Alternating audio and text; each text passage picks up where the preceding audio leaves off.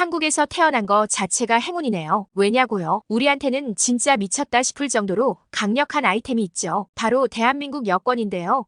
이거면 진짜 세계 어디든 마음 가는 대로 갈 수 있죠. 2024년 기준으로 전 세계 226개국 중에서도 탑7 안에 드는 최고급 여권이죠. 미국부터 유럽, 중동까지 거의 문턱 없이 드나들 수 있게 해주는 마법 같은 징표죠. 요즘 시대의 여권 확인은 기본인데 대한민국 여권이 이렇게 강력한 건 단순히 편의성을 넘어서 대한민국이 세계적으로 얼마나 신뢰받는지를 보여주는 거죠. 대한민국이 이렇게 평화로우면서도 친근한 이미지를 구축해왔는지 궁금하지 않나요? 그냥 여행 쉽게 가자는 수준을 넘어서 한국이 세계 무대에서 어떤 위치에 있는지, 얼마나 멋진 이미지 관리와 외교 전략을 펼쳐왔는지를 단적으로 보여주는 거라고 생각해요. 대한민국 여권이 이렇게 파워풀한 건 단순한 우연이 아니고 세계와 소통하고 어떻게 그들의 신뢰를 한몸에 받고 있는지를 보여주는 증거라고 할 수 있죠. 오늘 사연은 파키스탄에서 온 파티마 씨의 사연입니다. 저희 채널은 제보해주신 사연을 바탕으로 사연자를 대신하여 소개해드립니다. 일부 내용과 이름은 사연자의 개인정보 보호를 위해 각색한 점 양해 부탁드립니다. 구독과 좋아요는 영상 제작에 큰 힘이 됩니다. 그럼 오늘의 사연을 소개해드리겠습니다. 안녕하세요. 파티마라고 합니다. 네, 저는 대한민국 국민입니다. 한국인 남편을 만나 행복하게 살고 있죠. 한국에 산 지도 10년이 훌쩍 넘었습니다. 얼마 전에 남편과 결혼 기념일을 맞아 해외여행을 다녀오면서 특별한 경험을 하게 되었어요. 저는 외국계 기업에서 일하고 있었어요.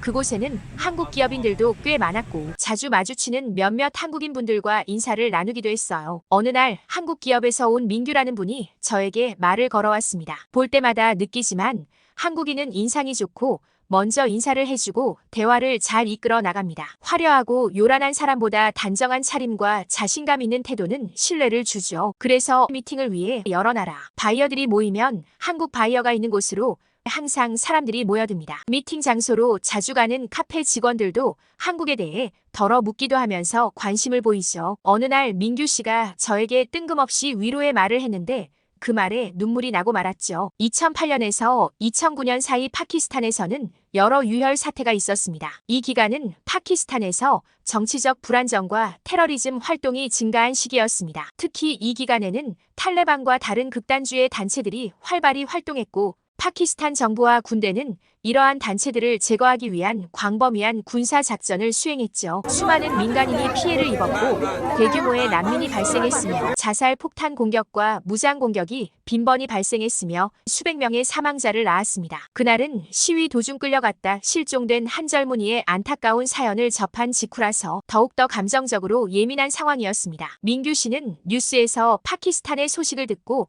안타까웠다면서 위로해줬어요. 저는 바이어 생활을 하면서 거래처가 아닌 사적으로는 처음으로 명함을 달라고 했어요. 그는 명함을 건네면서 꼭 연락하라고 넉살 좋게 얘기했죠. 그 뒤로 저는 한국이라는 나라에 푹 빠져버렸어요. 한국에 관해 공부를 해야겠다는 마음이 들어 드라마나 영화에 관심을 가지고 한국 소식도 챙겨봤습니다. 그러다 보니 한국어 공부를 하게 되고 닥치는 대로 이것저것 섭렵하면서 영어만큼이나 한국어를 잘하게 되었답니다. 한국어는 외국인에게 쉬운 언어가 아니지만 어려서부터 언어 공부에 흥미가 많았던 저에게 한국어 공부는 굉장히 즐거운 일이었죠. 배울수록 한글의 과학성과 표현의 우수성에 감탄을 하면서 재미에 흠떡 빠지기도 했지요. 우리는 결혼 전부터 장거리 연애를 하며 여러 나라를 다니면서 데이트를 했죠. 그때마다 저는 또 한 번 국격의 차이를 느꼈죠. 민규 씨는 쉽게 입국 심사가 진행되는 반면 저는 항상 따로 대면 심사가 이루어졌습니다. 특히 중국은 더더욱 심했어요. 중국 출장을 온 민규 씨가 업무를 마치면 여행을 하려고 중국에 입국하려 한 것인데요. 그렇지만 저는 입국 심사에서 중국 공안한테 붙들려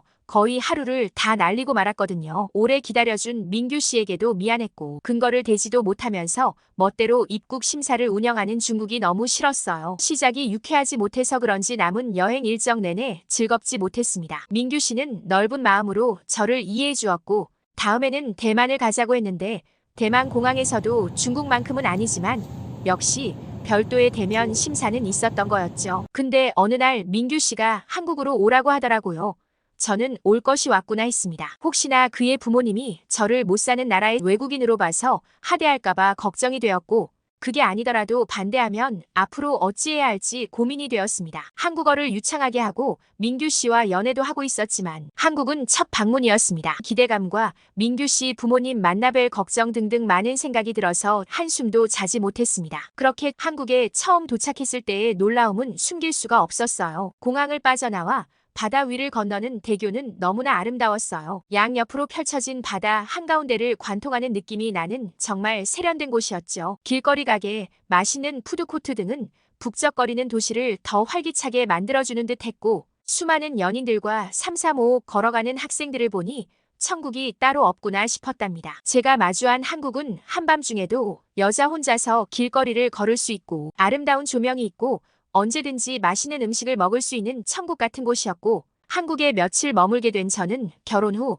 한국에서 정착할 것을 약속해버리고 말았죠. 그건 지금 생각해도 당연한 거였어요. 살기 좋아서도 있지만 무역업을 하면서 알게 된 국제적 위상을 잘 알고 있었기 때문이죠. 한국인으로 귀화하면서 예상했던 것보다 더 큰 격세지감을 느꼈습니다. 결혼 후 남편과의 첫 여행지는 홍콩이었어요. 한국에 산 지는 몇 년 됐지만 결혼한 지는 얼마 안 돼요. 귀화 신청이 거절되었는지라 파키스탄 여권을 들고 다녀야 했죠. 발급받은 비자를 보여줬는데 한국인도 아닌 사람이 왜 한국 비자를 갖고 있냐고 물었고 남편과 여행 중이라고 하니 믿을 수 없다고 하며 역시 오래 붙잡고 있더라고요. 저는 한국에서 얼마나 살았고 돈도 잘 벌고 있고 남편은 한국 사람이라고 말했지만 통하지 않았어요. 급기야 남편은 발급받은 결혼증명서를 내놓았고 주한 대사관에 연락을 해보라고 했어요. 1시간이 걸려 저의 입국 심사는 통과되었죠. 남편은 생각보다 빨리 끝났다며 좋아했지만 저는 연애 때 생각이 나서 기운 빠지더라고요. 빨리 귀화가 승인되었으면 좋겠다 싶었어요. 드디어 저의 귀화 신청이 받아들여졌고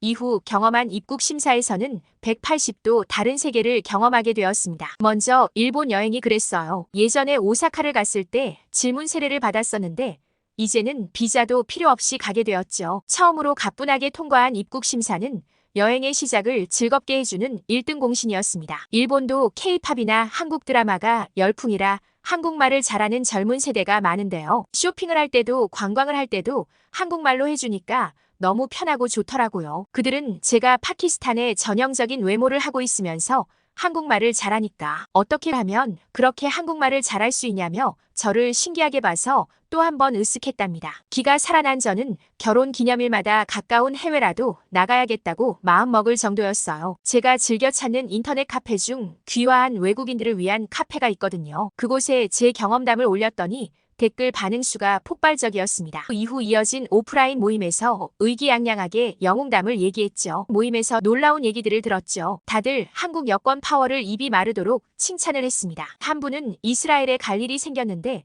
중동 국가들과 관계가 안 좋기 때문에 이스라엘에 다녀왔다고 하면 불이익을 줄까봐 여권에 도장을 찍지 않고 별도의 종이로 출입국 심사를 진행할 정도인데 이때 한국 여권 덕분에 국경을 아무렇지 않게 통과할 수 있었다고 합니다. 저에게는 작년 스위스 여행이 아마도 최고의 입국 심사가 아니었을까 합니다. 제가 유럽 여행을 못 해봐서 결혼 기념일에 스위스로 여행을 하게 되었는데요. TV에서 보던 스위스는 아름다운 자연 풍경에 넋을 잃고 볼 정도라 기대가 컸어요. 눈 덮인 알프스 산맥의 웅장함과 푸른 호수의 평화로움이 어우러져 동화 속 세계에 들어선 듯한 느낌을 선사하죠. 맑은 공기와 장엄한 자연 풍경은 방문객에게 잊을 수 없는 추억을 만들어줄 것 같았어요. 입국 심사로 인한 자격지심이나 스트레스는 없어졌으니 여행의 설렘은 더 커졌죠. 추리이 공항에 입국 심사를 받기 위해 줄을 서려고 하는데 어디서 왔냐고 묻더라고요. 그래서 대한민국에서 왔어요 라고 대답하니 스마트 패스라는 줄로 가라고 하더라고요. 한국은 자동으로 입국 심사가 통과된다면서요. 안내원의 말을 믿을 수가 없었는데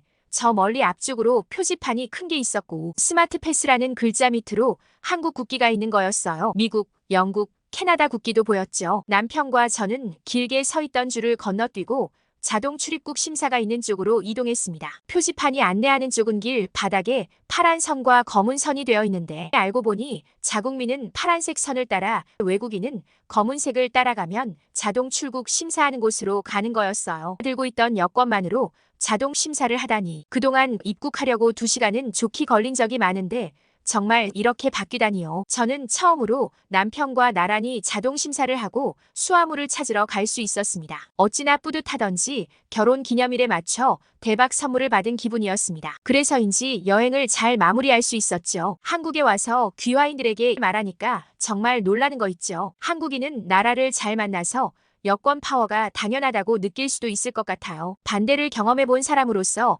당연한 것이 아니고 매번 감사하다고 느껴요. 한국인인 게 정말 자랑스럽습니다. 감사한 마음으로 가족들과 한국에서 행복하게 살겠습니다. 이번에는 해외 반응을 살펴볼까요? 매번 입국 심사줄에서 한국인들이 그렇게 빨리 지나가는지 궁금했어요. 이젠 알겠네요. 정말 부러운 일이에요. 한국 여권이 그렇게 강력한가요? 다음 생에는 한국에서 태어나야겠어요. 입국 심사가 빠르다니 시간은 여행자에게 가장 소중한 자원인데 한국 여권 부럽습니다. 우리나라도 이런 협정이 많았으면 좋겠어요. 한국 여권 파워 실제로 봤습니다. 옆에 한국인이 심사대를 지나가는데 걸린 시간이 한 문장 읽는 시간보다 짧더라고요. 대단하죠? 입국 심사줄에서 한국 여권을 보며 저런 여권이 있었으면 하고 생각한 적이 한두 번이 아닙니다. 무비자로 입국할 수 있는 나라가 많다는 건 정말 큰 장점이죠. 한국 여권을 보면서 항상 감탄해요. 모든 나라에서 환영받는 느낌. 정말 멋진 일이에요. 한국 여권이 이렇게 유용하다니. 나도 한국 여권이 있었으면 다음 목적지로 가는데 많이 걸리지 않았을 텐데. 친구 중에 한국 여권 가진 사람이 있는데 여행 스토리 들을 때마다 입국 심사 얘기가 나올 때마다 부러워요. 정말 빠르더라고요. 한국 여권의 힘을 들어본 적이 있어서 실제로 입국 심사를 목격했을 때 그저 놀랐어요. 역시 소문대로였네요. 여행 다니면서 여러 여권을 보았지만 한국 여권의 특권은 정말 부러워요. 입국 심사줄에서 시간을 절약할 수 있다니 여행자에게 더할 나위 없이 좋은 조건이죠. 파티마 씨의 사연과 해외 반응 잘 들으셨나요? 사연 맛집에서는 여러분의 사연을 기다리고 있습니다. 자신의 사연을 소개해주고 싶으신 분은 공식 메일로 언제든지 제보해주세요. 구독과 좋아요는 영상 제작에 큰 힘이 됩니다. 감사합니다.